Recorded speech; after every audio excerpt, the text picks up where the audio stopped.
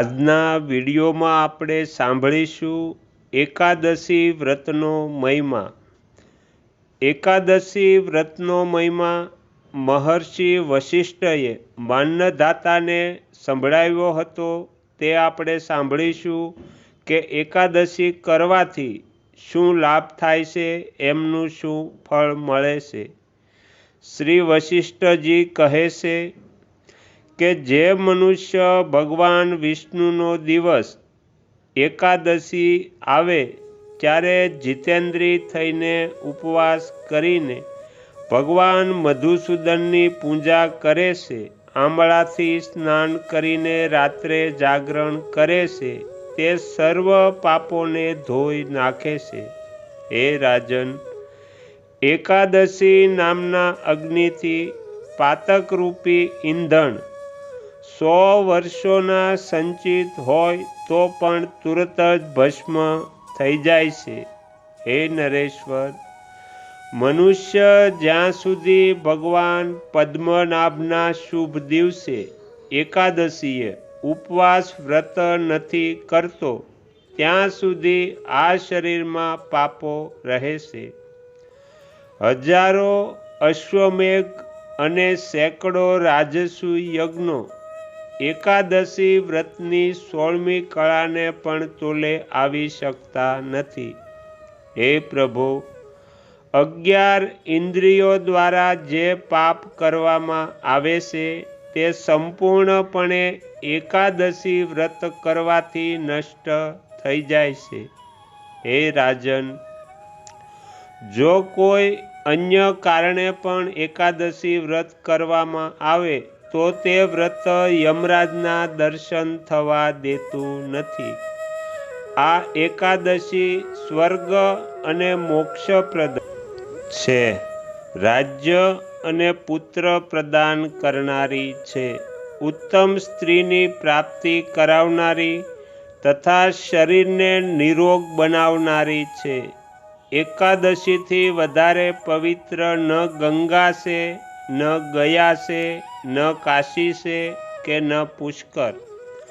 કુરુક્ષેત્ર, નર્મદા, દેવકી, યમુના તથા ચંદ્રભાગા પણ એકાદશીથી અધિક પુણ્યપ્રદ નથી। એકાદશી વ્રત કરવાથી ભગવાન વિષ્ણુનું ધામ યનાયાસે જ પ્રાપ્ત થાય છે।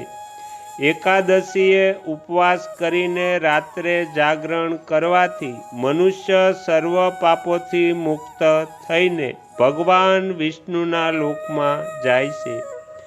એકાદશી વ્રત કરનાર પુરુષ માતૃકુળ, પિતૃકુળ તથા પત્નીકુળની 10 પેઢીઓનો ઉદ્ધાર કરે છે। હે મહારાજ, તે સ્વયંને પણ વૈકુંઠમાં લઈ જાય છે। એકાદશી ચિંતામણી તથા નિધિ સમાન છે, સંકલ્પ પૂરો કરનારા કલ્પવૃક્ષથી તથા તે વેદવાક્યો તુલ્ય છે। હે નરશ્રેષ્ઠ, જે મનુષ્ય દ્વાદશી એકાદશી યુક્તનું શરણ લે છે તે 4 ભુજાઓથી યુક્ત થઈને ગરુડ પર બેસીને વનમાળા અને પીતાંબરથી સુશોભિત થઈને ભગવાન વિષ્ણુના ધામમાં જાય છે। આ મેં દ્વાદશી એકાદશી યુક્તનો પ્રભાવ બતાવ્યો છે। આ ઘોર પાપરૂપી ઈંધણના માટે અગ્નિ સમાન છે। પુત્ર, પૌત્ર અને વિપુલ યોગ અપ્રાપ્ત વસ્તુઓ અથવા ભોગોની કામના રાખનારા ધાર્મિક મનુષ્યોએ સદા એકાદશીના દિવસે ઉપવાસ કરવો જોઈએ। હે નરશ્રેષ્ઠ, જે મનુષ્ય આદરપૂર્વક એકાદશીનું વ્રત કરે છે તેનો પુનર્જન્મ થતો નથી, તેની મુક્તિ થઈ જાય છે।